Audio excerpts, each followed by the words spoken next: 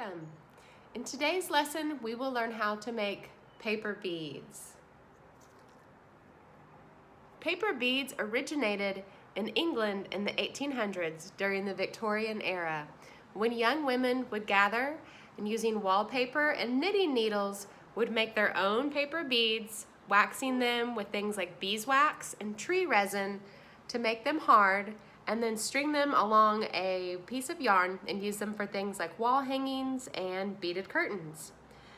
Paper bead making saw a comeback during the 1920s and 30s and is still a very popular form of contemporary art today, with many jewelers and artists using paper beads in their work. It's also a really sustainable and low-cost way to make beads for things like jewelry, necklaces, beaded curtains, decorations for a sketchbook that we're going to do later, and just any kind of decoration for your wall or your room, be your window. I bet there's even more things that you all can think of that you would be able to do with your paper beads. For this project today, you will need some paper. I'm going to be using some of the beautiful marbled paper that we made in our paper marbling project from earlier in the week. I'm also going to be using some construction paper. You can also use things like magazines and junk mail, coupons. The key is that you want the paper to be a little bit on the thin side. That's why things like magazines and coupon papers work really, really well as the thin paper that we used for our paper marbling. You'll also need glue. You can do squeezy glue like this or a glue stick. Both work great. If you're using a glue stick, I would use one of the thinner ones, a little easier to work with. You need either a straw, can be a metal or plastic straw, or something like a dowel rod. This is called a dowel rod. It's just a little wooden stick. A shish kebab skewer, chopsticks, anything that is round that you can roll a piece of paper on. You'll also need a ruler or anything with a straight edge, but it's really great to have a ruler because we will actually be measuring and marking measurements. So find a ruler with inch measurements, scissors, and a pencil or a pen. You'll also want a surface that you can work on that's okay to get glue on that you can wipe right off. Okay, friends, I'm ready to get started. Gather your materials and let's go. Okay, welcome back. Let's get started on our beads. So I'm just gonna start with a piece of construction paper so that you all can see really well how I am measuring and marking my paper. No matter what kind of paper you're working with, this is how you're going to begin. Yours might be shorter than mine. Mine's kind of long, but that's okay. It'll just be a bigger bead, and I'm going to experiment with some different sizes of paper. The important thing is you want to lay your paper in front of you with the short edges at the top and the bottom. You see these edges are shorter than this edge. So this is a rectangle. If your paper is a square, you might want to get something a little longer. It's good to work with rectangles, that way you get a nice thick bead out of it. So what you'll need right now is your paper, your ruler. You can do a pencil. I'm going to do a Sharpie so that you can see the lines that I make. So we need to create isosceles triangles on our paper. An isosceles triangle means that two of the sides are the same length, and then one side is much smaller. That's what these are going to be. In order to do that, we're going to do at this edge, I'm going to take my ruler and I'm going to mark this at every inch. Okay, so I set my ruler down so that the very first mark, the 0, starts at the very edge of my paper. That might not always be the very edge of your ruler, so pay attention to that. I'm going to hold this in place and then just do a little mark at every inch. So make sure you're on the inches. It should tell you on your ruler. And then there's that last one. Now I'm going to flip my paper the other way. So now I'm at the other short edge. And I'm going to put my ruler down the same way, but this time I'm going to mark it at every 1/2 inch. So it's really important that you line up your ruler the same each time. Start at the beginning at that first inch mark and then make a little mark every 1/2 inch. You see, here's my 1 inch. You see that? See if you see that. This is my 1 inch. Oh, I don't know if you can see. There it is. And there's my 1/2 inch. You see that little mark right there in between the 0 and the 1? That's your 1/2 inch mark. So mark it every 1/2 inch. So that means I'm going to mark in the middle of each inch and then on the inch itself. So I'll have double the amount of these marks. And take your time with this. Be careful. It's really important to get this part right. It's going to give us a lot of beads. That's good. Okay. I'm going to flip this paper back just because it makes a little more sense for me this way. Now I'm going to mark these 2 marks right here. I'm back on my inch marks. These are my bigger ones. I'm going to say that this is point A and this is point B, and then this one that's up here is point C. Actually, I did that. This one is point C, sorry. This will make sense in a second. Go to the second one from the same edge at the top and mark that point C. Everybody, C, do you see? A and B and C. Great. Now I take my ruler and I'm going to line it up. This will be a diagonal line from A at the bottom to C at the top. And then holding my ruler in place with one hand, with my other hand, I draw my line and connect the 2 dots. Okay? Now I'm going to do the same thing with my B line. So, or my B mark. I put my ruler on the B and then I line that up to the C as well and I draw my line. Okay?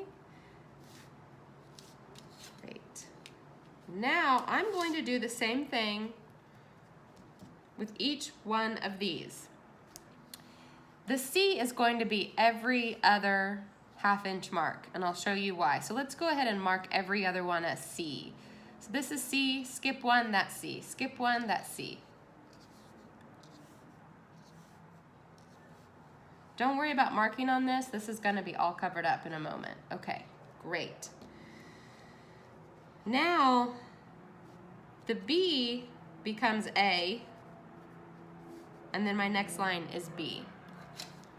If you've already got this figured out, you don't really need to do the number or those little letters. You don't have to do them. It's just kind of a helpful guide to help remind us how to set up our measurements for our beads.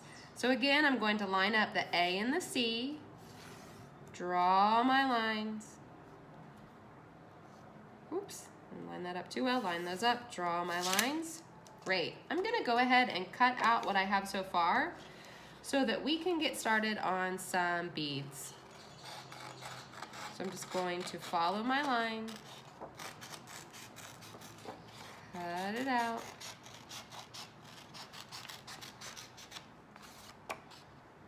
So if you were doing these marks on a piece of paper that one side had something on it you wanted to show, maybe some color, then you want to mark it on the other side. So put it the color side down and mark it on that side.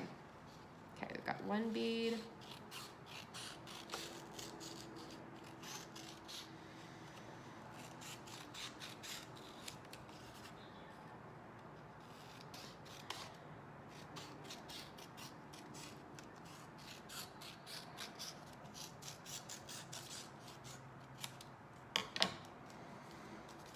And you can actually make a bead with this too. So you can hang on to that. And if your triangles are a little different, don't worry.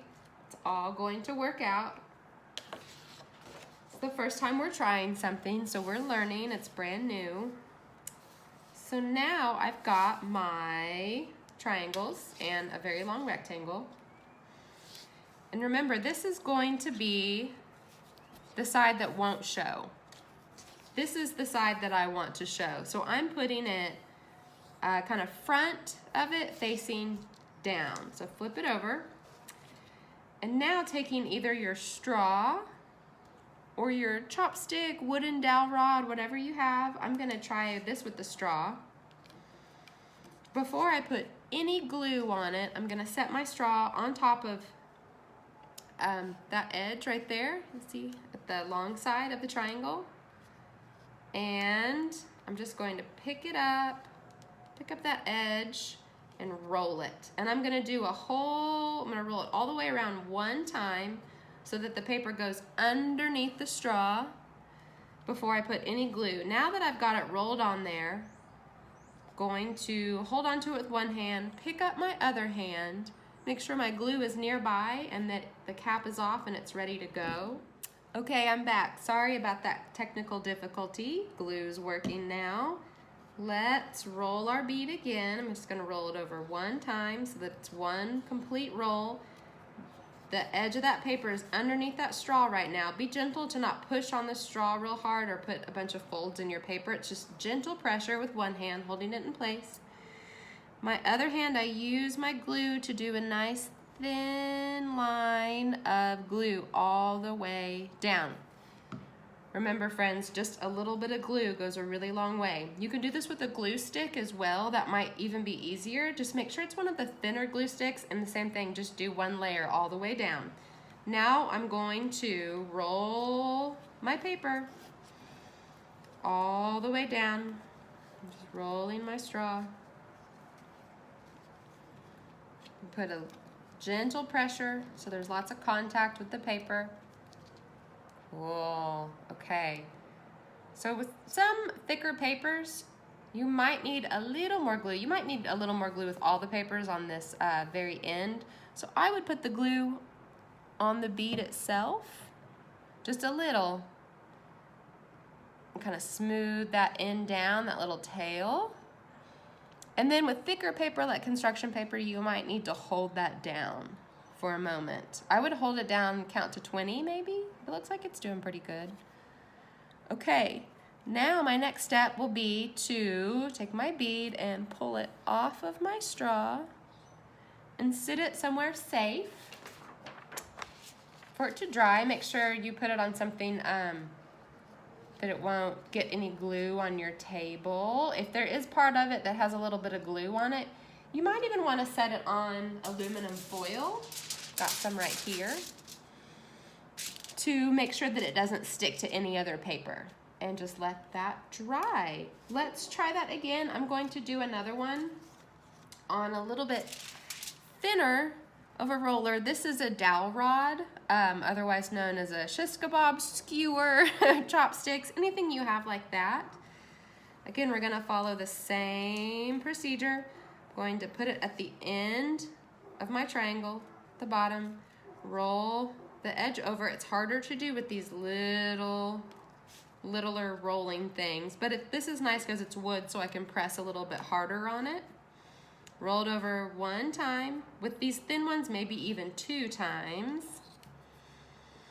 Get your glue. Make sure your glue is always ready and flowing easily, because you have to do this with one hand, or maybe you can make this a team effort with somebody else that's home. You can make some beads together.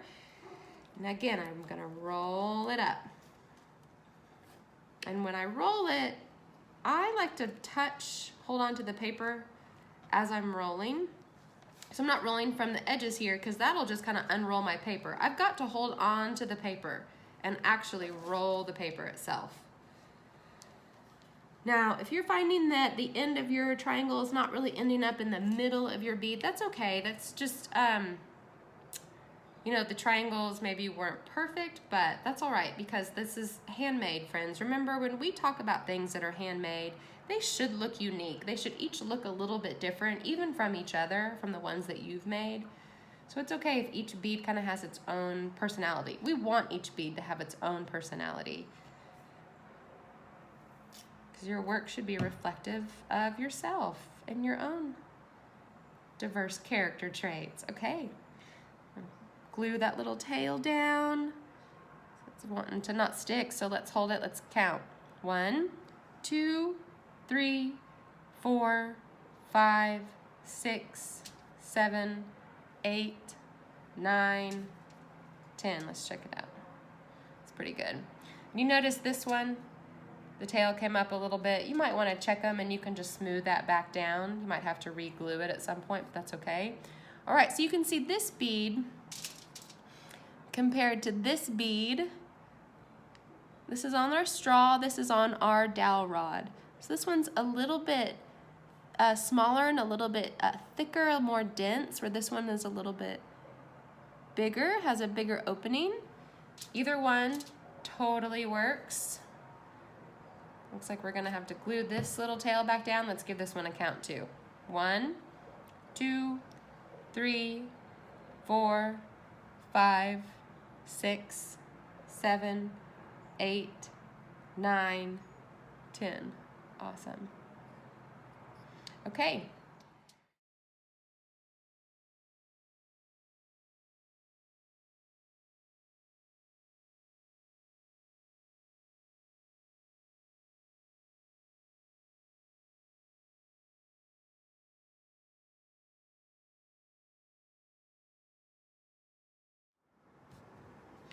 I've got a bunch of my beads made, and now it's time to put them on a string. So I have a piece of yarn. If you have yarn or maybe even fishing wire, anything that's a string, a thread, maybe really thin rope, anything that will fit through the hole in your bead is perfect. Now, if you use something really tiny to roll your beads, you're gonna have a tiny hole to put the thread through, so consider that. If you use something tiny, something like fishing wire would actually work really, really well for you. But I have yarn. I think that these will fit through here okay. Only do this to your yarn. This is a good way to kind of get the end, keep it from fraying, and to be able to thread it through. Now, if you're struggling to get that piece of yarn through some of these beads, which you might, that's okay. Take the dowel rod that you used, or whatever you use that fits through the hole in that bead, and you can use that to push the thread through. Hold on to the thread on the other side and pull that back out, okay? It's a little trick. And I've got some different sizes here, some different colors.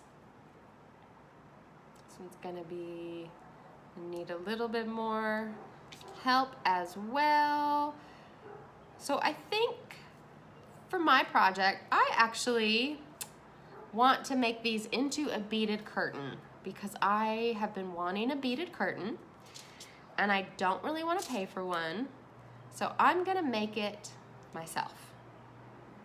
So for that, I'm gonna need a whole lot more of these.